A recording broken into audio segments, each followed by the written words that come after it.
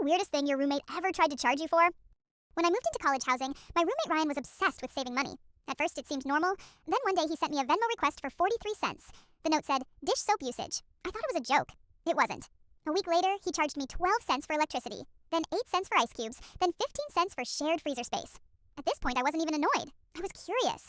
Because who calculates ice cube expenses? The charges kept getting more ridiculous. One night, Ryan walked into the kitchen holding a notebook. Never trust a man holding a notebook in a shared apartment. He cleared his throat and said, I'm updating the expense system. The expense system.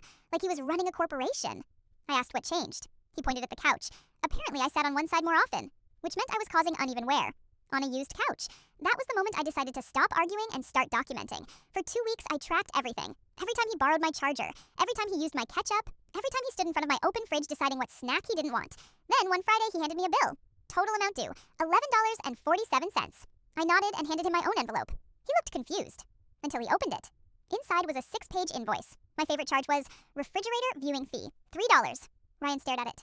What is refrigerator viewing? I said. That's when you leave my fridge open while exploring options? Silence. Then he flipped to the last page. Total due, $27.18. For the first time since I'd met him, Ryan had nothing to say. Finally, he looked up and asked, can we just stop charging each other? I said, absolutely. And just like that, the expense system disappeared. Funny how fast people hate a rule when it starts applying to them.